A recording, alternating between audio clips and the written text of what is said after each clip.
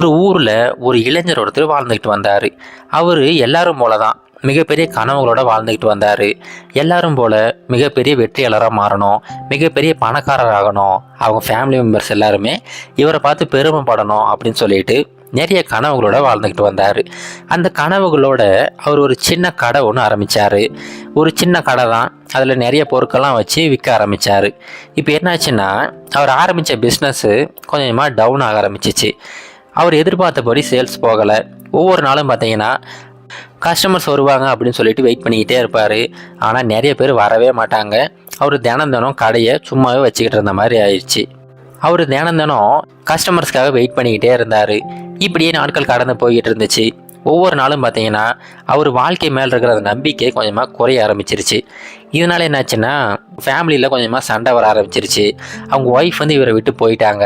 இவங்க family members கூட இவர் மேலே இருக்கிற மரியாதையை கொஞ்சமாக குறைக்க ஆரம்பிச்சிட்டாங்க. இப்போ என்ன பண்ணுறதுனே தெரியல. அப்படி பிஸ்னஸ் கொஞ்சமாக க்ளோஸ் பண்ணுற நிலைமைக்கு வந்துருச்சு. அவருடைய சேவிங்ஸ் எல்லாமே கரைய ஆரம்பிச்சிருச்சு. நிறைய கடன் ஆயிடுச்சு. இப்போ வாழ்க்கையோட கடைசி கட்டத்துக்கே வந்துட்டார். இப்போ என்ன பண்ணுறதுன்னு தெரியாமல் அப்படி யோசிச்சுக்கிட்டு உட்காந்துக்கிட்டே இருக்கிறாரு. அப்படியே கடையை மூடிட்டு பக்கத்தில் ஒரு சின்ன காடு ஒன்று இருக்குது. அந்த காட்டில் அப்படியே நடந்து போய்கிட்டே இருக்கிறாரு. அவருக்கு ரொம்ப மன அழுத்தமாக இருந்துச்சு.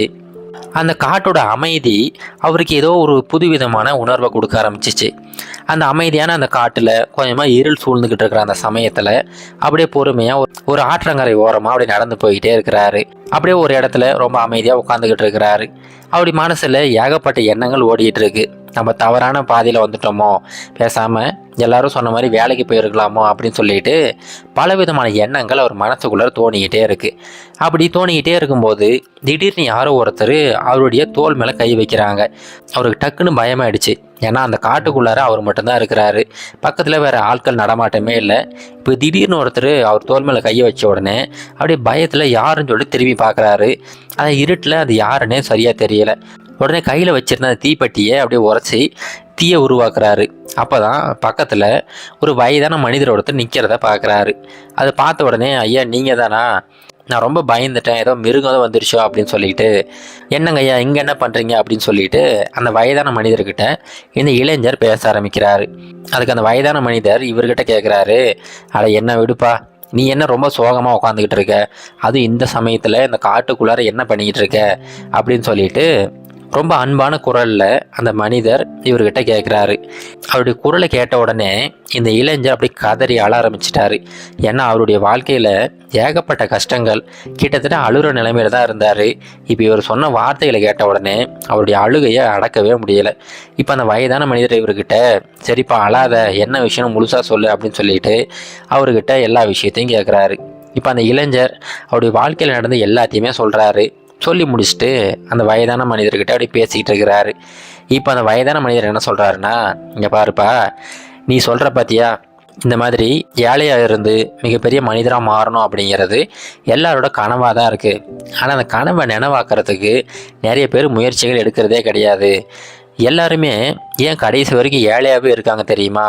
அதுக்கு முக்கியமாக 7 காரணங்கள் இருக்குது அப்படின்னு சொல்லிட்டு அவர் ஒரு 7 காரணங்களை சொல்கிறாரு. அதில் முதல் காரணம் என்ன அப்படின்னா, சோம்பேறித்தனம் தான். சோம்பேறித்தனம் அப்படின்னா எந்த வேலையும் செய்யாமல் சாப்பிட்டு சாப்பிட்டு தூங்கிக்கிட்டே இருக்கிறது மட்டும் சோம்பேறித்தனம் கிடையாது. சின்ன சின்ன வேலைகளை கூட தள்ளி போட்டுக்கிட்டே இருக்கிறது. அப்புறம் பார்த்துக்கலாம் அப்படின்னு சொல்லிட்டு கொஞ்சமாக தள்ளி போட்டுக்கிட்டே இருந்தீங்கன்னா அந்த சோம்பேறித்தனம் நாளடைவில் உங்கள் வாழ்க்கையவை அப்படியே முடக்க ஆரம்பிச்சிடும். இரண்டாவது விஷயம் என்னென்னா, உன் வாழ்க்கையில் எவ்வளோ சம்பாதிச்சாலும் சரி, ஆனால் நீ சேமிப்பு அப்படின்னு சொல்லிட்டு ஒன்று பண்ணாமல் இருந்தீங்கன்னா கடைசியில் கஷ்டங்கள் மட்டும்தான் மிஞ்சும். நிறைய பேர் அவங்க சம்பாதிக்கிறத அப்படியே செலவு பண்ணிக்கிட்டே இருப்பாங்க. மாத கடைசியில் என்ன மீறுதோ அது சேவ் பண்ணலாம்னு நினச்சிக்கிட்டு இருப்பாங்க. ஆனால் மாத கடைசியில் எதுவுமே மீறாது. ஆனால் உண்மையான புத்திசாலி என்ன பண்ணுவார்னா, மாதத்தோட தொடக்கத்திலேயே எவ்வளோ சேவ் பண்ணுமோ அதை முதல்ல சேமித்து வச்சுருவார். அதுக்கப்புறம் மீதம் இருக்கிற காசை தான் செலவு பண்ண ஆரம்பிப்பார். மூன்றாவது விஷயம் என்னென்னா, ரிஸ்க் எடுக்கிறது. வாழ்க்கையில் நீ அப்பப்போ கொஞ்சமாக கேல்குலேட் பண்ணி ரிஸ்க் எடுத்துக்கிட்டே இருக்கணும். நீ அந்த மாதிரி ரிஸ்க் எடுக்காமல் எப்போவுமே கம்ஃபர்டபுளாக இருக்குது அப்படின்னு சொல்லிட்டு ஒரே இடத்துல இருந்துக்கிட்டே இருந்தீங்கன்னா அந்த சாக்கடை மாதிரி நீ எதுக்குமே பயன்படாத நிலைக்கு போயிடுவ. அதனால் அப்பப்போ நீ வாழ்க்கையில் கொஞ்சம் ரிஸ்க் எடுத்துக்கிட்டு தான் இருக்கணும். நான்காவது விஷயம் என்னென்னா, டிசிப்ளின் அப்படிங்கிறது ரொம்ப நேர்மையாக இருக்கிறது மட்டும் கிடையாது. எந்த ஒரு விஷயத்தை நீ செய்யணும்னு ஆசைப்படுறியோ அந்த விஷயத்த எவ்வளோ கஷ்டங்கள் வந்தாலும் சரி, இல்லை உனக்கே பிடிக்கலனா கூட சரி, அந்த இடத்துல செய்யணும் அப்படின்னா கண்டிப்பாக செஞ்சே தீரணும் அப்படிங்கிற அந்த வைராக்கியம் தான். அந்த டிசிப்ளின் கண்டிப்பாக எல்லாருக்கும் தேவை. 5வது விஷயம் என்னென்னா, புதுசான விஷயங்களை கற்றுக்கிறது கிடையாது. இப்போ ஒரு சிலர் பார்த்தீங்கன்னா படித்து முடிச்சதுக்கப்புறமா வேறு எதையுமே படிக்க விருப்பப்பட மாட்டாங்க. அவங்களுக்குன்னு ஒரு சின்ன வேலையில் அந்த வேலையிலே ஈடுபட்டுக்கிட்டு இருப்பாங்க. ஆனால் யார் ஒருத்தர் அவருடைய வேலையை தவிர இன்னும் நிறைய விஷயங்களை கற்றுக்க ஆரம்பிக்கிறாங்களோ அவங்க தான் வாழ்க்கையில் முன்னேறி போய்கிட்டே இருப்பாங்க. அடுத்த 6வது விஷயம், ரொம்ப முக்கியமான விஷயம், உன்னுடைய நண்பர்கள். உன்னுடைய நண்பர்கள் யார் அப்படிங்கிறத நீ சரியானபடி சூஸ் பண்ணணும். நீ தேவையில்லாமல் நிறைய பேர்களை நண்பர்கள் அப்படின்னு சொல்லிட்டு நினச்சிக்கிட்டு இருப்ப. ஆனால் அவங்கெல்லாம் பார்த்தீங்கன்னா தேவையில்லாமல் டைம் வேஸ்ட் பண்ணிக்கிட்டு இருப்பாங்க. அவங்க வாழ்க்கையில் எந்த ஒரு குறிக்கோளும் இல்லாமல் இருப்பாங்க. இந்த மாதிரி இருக்கிறவங்களோட நீங்கள் நண்பர்களாக இருந்தீங்கன்னா நாளடைவில் நீயும் அப்படி மாற ஆரம்பிச்சிருவ. ஒரு பழமொழி கூட இருக்குது, நீ பழகிற அந்த 5 பேர் இருக்காங்க பார்த்தீங்களா, அந்த 5 பேரோட குணநலங்கள் தான் உனக்கும் வரும்.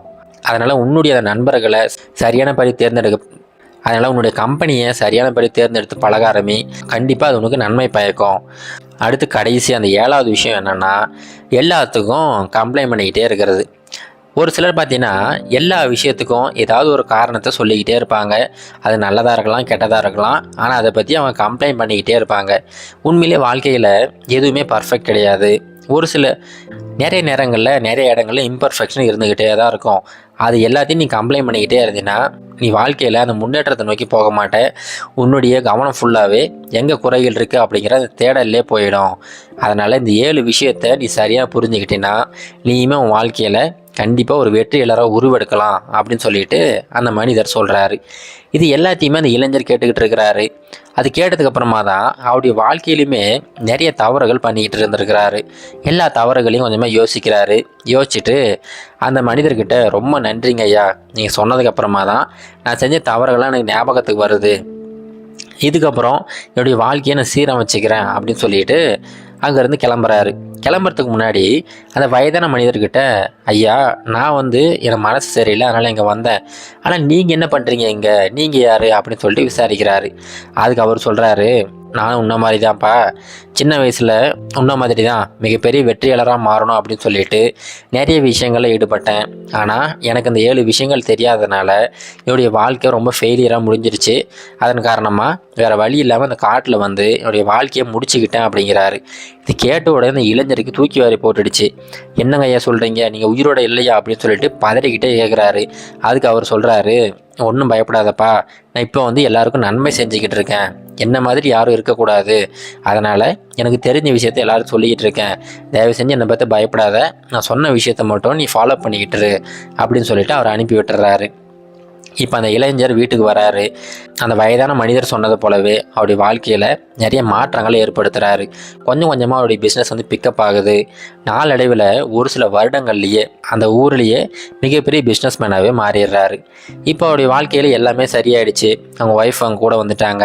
அவங்க ஃபேமிலி மெம்பர்ஸ் எல்லாமே அவரை பார்த்து பெருமைப்பட ஆரம்பிச்சிட்டாங்க. இப்போ அந்த கதையில் வந்தது போல தாங்க நாமுமே நிறைய நேரங்களில் யோசிச்சுக்கிட்டு இருப்போம், நம்ம வாழ்க்கையில் ஏன் நம்ம ஏழையாகவே இருக்கோம் அப்படின்னு சொல்லிட்டு. அதுக்கு முக்கியமாக இந்த 7 காரணங்கள் தான்.